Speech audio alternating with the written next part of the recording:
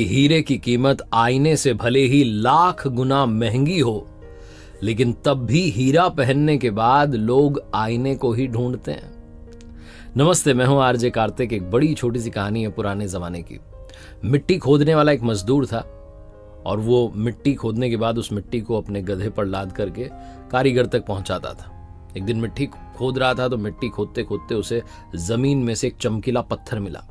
बड़ा अट्रैक्टिव था, उसे बड़ा पसंद आया। उसने उसको बिना देरी के अपने गधे के गले में बांध दिया और फिर से मिट्टी लाद करके जाने लगा। जब वो मिट्टी लाद करके उस गधे को लेकर के जा रहा था अपने कारीगर के पास में, तभी उसे रास्ते में उस गांव के एक सेठ जी मिले। छोटी सी किराने की दुकान चलाते थे, सारे गांव वाले सेठ जी कहते थे उनको। सेठ जी ने कहा, मेरे भाई इसको कहाँ लेकर के जा रहे हो गधे को? बोले बस वही अपने काम पर जा रहा हूँ। बोले नहीं, गधे के गले में जो है इसको कहाँ लेकर के जा रहे हो? बोले बस ये तो अब आज से मेरी हो गई, मुझे मिली है जमीन में। सेठ जी ने कहा, ये चमकीला पत्थर मुझे पसंद आ रहा है, मुझे दे दो। कितने में दोगे? तो गरीब आदमी था, उसने कहा 1 किलो गुड़ दे दो आप, मैं आपको दे दूंगा। सेठ जी ने 50 रुपए का 1 किलो गुड़ जो था उसको दे दिया, उससे वो चमकीला पत्थर ले लिया। अब सेठ जी को भी बड़ा पसंद आ रहा था, बड़ा चमक रहा था।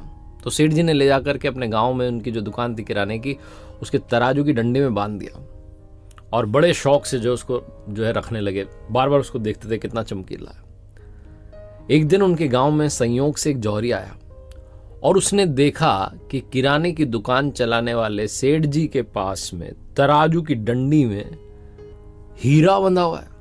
उसकी तो आंखें खुली की खुली रह गई। उसने पूछा, ये क्या है? बोले, अरे चमकीला पत्थर है, हमारे गांव में मिला, हमने देखो कितने शौक से बांध के रखा है। जौहरी ने कहा, ये मुझे दे दोगे?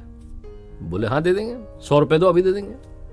वो जौहरी बड़ा कंजूस था, उसने कहा 100 नहीं 80 रुपए दूंगा। सेठ जी अड़ गए कि नहीं 80 नहीं 100 रुपए। फिर से वो कहने लगा नहीं 80 रुपए। सेठ जी ने कहा, भाई मैं सच सच बताऊं, मैंने तो 1 किलो गुड़ देकर के इसे एक मजदूर से खरीदा है और 50 रुपए का 1 किलो गुड़ था। अब मैं तुम्हें कम से कम 100 में तो दूंगा, डबल तो प्रॉफिट होना चाहिए, बेनिफिट होना चाहिए, मुनाफा तो कमाऊं। कंजूस जौहरी को लगा कि ये मान नहीं रहे। उसने कहा, मैं कल फिर आता हूं। वो अंदर ही अंदर सोचने लगा कि कल आऊंगा, कल शायद मान जाए, 80 में बात बन जाए। ये सोच करके वो उस चमकीले पत्थर को यानी कि हीरे को वहीं छोड़ करके चला गया।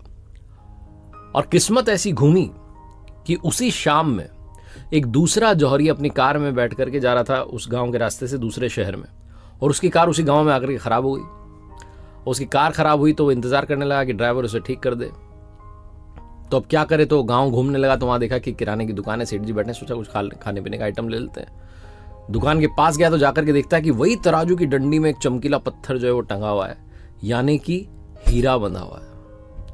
और उससे रहा नहीं गया, उसने भी पूछा, भाई ये कितने का दिया? सारे काम छोड़ो, ये बताओ। सेठ जी ने कहा, देखो भैया 100 रुपए का, इससे 1 रुपया कम नहीं है। आज सुबह भी एक आया था, ये ले जाना चाह रहा था, कह रहा था 80 रुपए, मैंने मना कर दिया।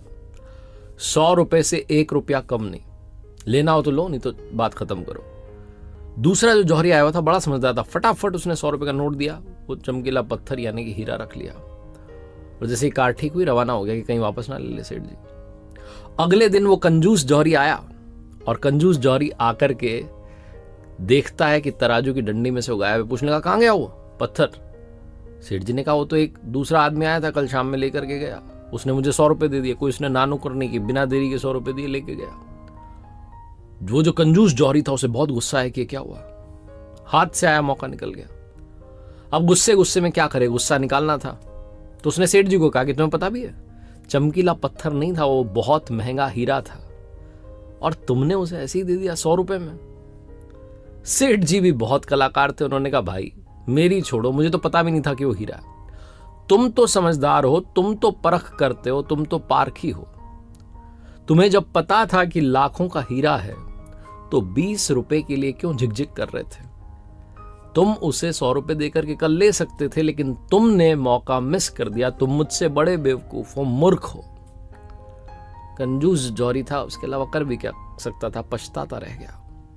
बहुत छोटी सी कहानी जिसका सार ये समझाता है कि लाइफ में अपॉर्चुनिटी आती है, अवसर आता है, लेकिन हम में से कई लोग कल करेंगे, परसों करेंगे, 1 तारीख से करेंगे, सोमवार से करेंगे, अगले हफ्ते से, नए साल से, इसी सब में मौका मिस कर देते हैं। लाइक कीजिए और बाद में सोचते रह जाते हैं कि लाखों की अपॉर्चुनिटी थी, ऐसे ही चली गई। शुभस्य शीघ्रम, ये मंत्र याद रखिए। शुभ कार्य को जितना शीघ्र किया जाए उतना बेहतर होता है। लाइफ में एक बात और जो मैं अक्सर